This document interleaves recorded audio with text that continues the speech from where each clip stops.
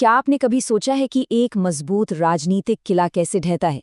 दक्षिण भारत की राजनीति में अभी आजकल एक ऐसा ही राजनीतिक भूकंप आया है जिसने पूरे देश के राजनीतिक समीकरणों को झकझोर कर रख दिया है। एक ऐसा चुनाव जिसने दशकों पुराने किलों को ताश के पत्तों की तरह एक झटके में चकनाचूर कर दिया। हम बात कर रहे हैं 2026 के तमिलनाडु विधानसभा चुनाव की। एक ऐसा राज्य जिसे हमेशा से दो बड़ी पार्टियों का अभेद्य किला माना जाता था, वहां अब एक बिल्कुल नया अध्याय शुरू हो चुका है। तो चलिए आज के इस विश्लेषण में इस राजनीतिक उलटफेर की गहराई में चलते हैं और समझते हैं कि ये सब आखिर हुआ कैसे। अब सबसे बड़ा सवाल तो यही उठता है कि बिना किसी पुरानी राजनीतिक मशीनरी वाले एक फिल्म स्टार ने 60 साल पुराने इस किले को ध्वस्त कैसे कर दिया। जरा सोचिए, एक तरफ दशकों पुरानी राजनीतिक पार्टियां हैं जिनका गांव-गांव तक अपना कैडर फैला हुआ है, और दूसरी तरफ एक ऐसा शख्स है जिसकी अपनी कोई पुरानी राजनीतिक मशीनरी नहीं है, एक फिल्म स्टार जिसे उसके समर्थक प्यार से थलपति यानी कमांडर कहते हैं। आखिर जोसेफ विजय ने ऐसा क्या मास्टर स्ट्रोक खेला कि ये मजबूत किला ढह गया? सच कहूं तो ये कोई चमत्कार नहीं था, बल्कि एक अचूक राजनीतिक रणनीति का नतीजा था। 108 108 ये सिर्फ कोई रैंडम संख्या नहीं है। विजय की नवगठित पार्टी तमिजाग वेत्री कड़गम यानी टीवीके ने अपने पहले ही चुनाव में 234 में से 108 सीटों पर जीत का परचम लहरा दिया है। बिल्कुल अविश्वसनीय। किसी ने अनुमान भी नहीं लगाया था कि एक नई पार्टी आते ही सबसे बड़ी पार्टी बन जाएगी और उन दिग्गजों को इस तरह पछाड़ देगी जिनका इस राज्य पर राज हुआ करता था। इस पूरी पिक्चर को समझने के लिए हमें पहले द्रविड़ डिओपोली यानी इन दो बड़ी पार्टियों के वर्चस्व को समझना होगा। इस ऐतिहासिक उलटफेर को डिकोड करने के लिए पिछले 60 सालों के इतिहास पर नजर डालना बहुत जरूरी है। 1967 के बाद से तमिलनाडु की सत्ता मुख्य रूप से सिर्फ और सिर्फ दो पार्टियों के बीच घूमती रही है, डीएमके और एआईएडीएमके। इन दोनों ने बारी-बारी से राज्य पर शासन किया। ये एक ऐसी डिओपॉली थी जिसे तोड़ना लगभग असंभव माना जाता था। तो फिर ऐसा क्या हुआ कि जनता ने अचानक बदलाव का इतना बड़ा फैसला कर लिया? देखिए, विशेषज्ञों की माने तो राज्य में एक भारी इमोशनल फटीग यानी भावनात्मक थकान आ गई थी। आज की युवा पीढ़ी जो ग्लोबल इकोनॉमी से जुड़ी है, वो दशकों पुराने नारों और बातों से खुद को जोड़ नहीं पा रही थी।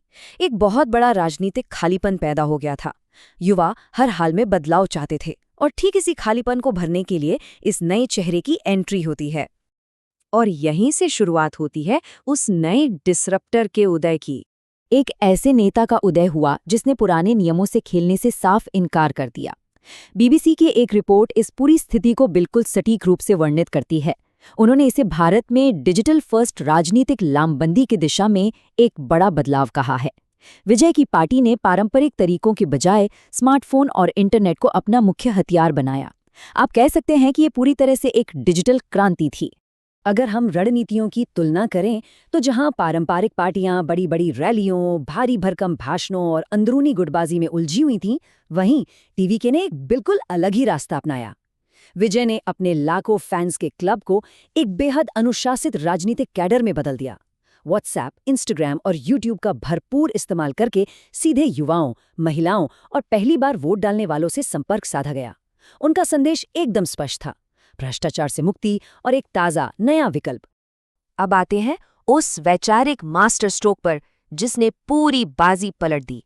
ये जीत सिर्फ एक फिल्म स्टार की लोकप्रियता या उसके फैंस का नतीजा नहीं थी। इसके पीछे एक गहरी विचारधारा थी, धर्मनिरपेक्ष सामाजिक न्याय। इस एक विचार ने सब कुछ बदलकर रख दिया। पुरानी द्रविड़ राजनीति जहां कई बार सख्त नास्तिकता की तरफ बहुत ज्यादा झुक जाती थी, वहीं टीवीके ने एक संतुलित और बीच का रास्ता चुना। सभी धर्मों का सम्मान, लेकिन शासन पूरी तरह से धर्मनिरपेक्ष। इस तरह धार्मिक वर्ग और सामाजिक न्याय चाहने वाले वर्ग दोनों को ही एक साथ साध लिया गया। इस विचारधारा को जमीन पर उतारने के लिए 5 ऐतिहासिक महापुरुषों को पार्टी का वैचारिक स्तंभ बनाया गया। पेरियार से सामाजिक सुधार, अंबेडकर से समानता और कामराज से साफ सुथरा प्रशासन लिया गया। और सबसे खास बात ये रही कि रानी वेलु नचियार और अंजलि अम्मल जैसी वीरांगनाओं को शामिल करके महिलाओं और श्रमिक वर्ग को सीधा संदेश दिया गया। ये समाज के हर एक वर्ग को जोड़ने का एक एकदम अचूक ब्लूप्रिंट था। अब इस पूरे चुनावी खेल में एक और बड़ा पहलू था, और वो है बीजेपी की रणनीतिक भूल।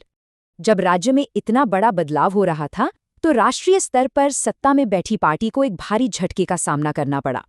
जरा इस चार्ट को देखिए। 2021 में जहां उनके पास 4 सीटें थीं, वहीं 2026 के इस चुनाव में वो सिमटकर सिर्फ 1 सीट पर रह गए। हैरानी की बात तो ये है कि ये तब हुआ जब केंद्र के कई बड़े नेताओं ने यहां जमकर प्रचार किया था। तो आखिर ऐसा हुआ क्यों? इस रणनीतिक चूक के कई कारण सामने आते हैं। सबसे पहले तो टीवी के और युवाओं के बीच विजय की लोकप्रियता को उन्होंने बहुत कम आंका। दूसरा, पार्टी के अंदर की गुटबाजी और एआईडीएमके के एक धड़े पर उनकी बहुत ज्यादा निर्भरता। इसके अलावा उनके सबसे आक्रामक युवा नेता के अन्नामलाई का चुनाव प्रचार से दूर रहना भी एक बड़ा फैक्टर रहा, जिसने जमीनी स्तर पर कार्यकर्ताओं का मनोबल काफी हद तक गिरा दिया था। और फिर आया वो ऐतिहासिक 2026 का उलटफेर। इन सभी रणनीतियों और गलतियों का जो फाइनल रिजल्ट निकला, उसने सच में इतिहास रच दिया। टीएमके के 108 सीटों के साथ सबसे बड़ी पार्टी बनकर उभरी।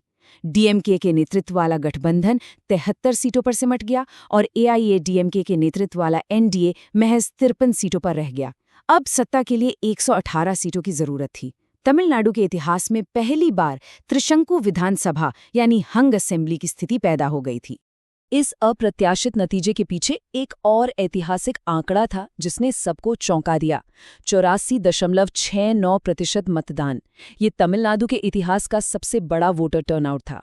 और हम सब जानते हैं कि जब इतनी भारी संख्या में लोग घरों से निकलकर वोट करते हैं तो अक्सर सत्ता की लहर बदल जाती है। इस बार भी ठीक ऐसा ही हुआ। इस बदलाव की सुनामी का पूरा फायदा सीधे नई पार्टी को मिला। तो यहाँ से शुरुआत होती है एक बिल्कुल नए राजनीतिक युग की। हंग असेंबली का मतलब था कि अब असली राजनीतिक ड्रामा शुरू होने वाला था। 5 मई को तत्कालीन मुख्यमंत्री एमके स्टालिन ने इस्तीफा दे दिया। इसके तुरंत बाद हॉर्स ट्रेडिंग यानी विधायकों की खरीद फरोख्त की अटकलें तेज हो गईं। पर्दे के पीछे कई दौर की लंबी वार्ताओं के बाद 10 मई को विजय ने मुख्यमंत्री पद की शपथ ली। और फिर आया सबसे बड़ा और अहम दिन, 13 मई, जब विधानसभा में फ्लोर टेस्ट होना था। बिल्कुल किसी थ्रिलर फिल्म जैसा माहौल था। बहुमत साबित करने का ये गणित बड़ा दिलचस्प था। टीवीके के पास अपने 105 वोट थे।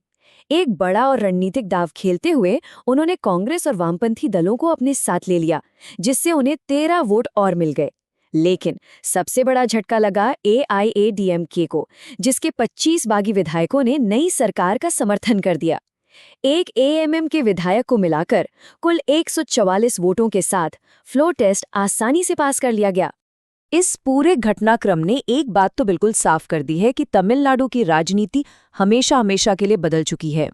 एक राज्य जो कभी अपने कड़े वैचारिक सिद्धांतों और सिर्फ 2 पार्टियों के दबदबे के लिए जाना जाता था, वो अब एक नए और अप्रत्याशित दौर में प्रवेश कर चुका है। आज पुरानी पार्टियां अपने वजूद को बचाने के संकट से जूझ रही हैं। तो अंत में एक बहुत बड़ा सवाल अब भी बाकी है। क्या एक फिल्म स्टार का ये डिजिटल फर्स्ट और धर्मनिरपेक्ष सामाजिक न्याय का मॉडल सिर्फ एक राज्य तक सीमित रहेगा, या फिर ये पूरे भारत की राजनीति के लिए एक नया उदाहरण सेट करने वाला है? आपको क्या लगता है? हमें कमेंट्स में जरूर बताएं। इस तरह के सोर्स बेस्ड और फैक्ट चेक किए गए राजनीतिक विश्लेषणों के लिए हमारे चैनल को सब्सक्राइब जरूर करें, ताकि आप आगे के राजनीतिक घटनाक्रमों से अपडेटेड रहें। मिलते हैं अगले विश्लेषण में।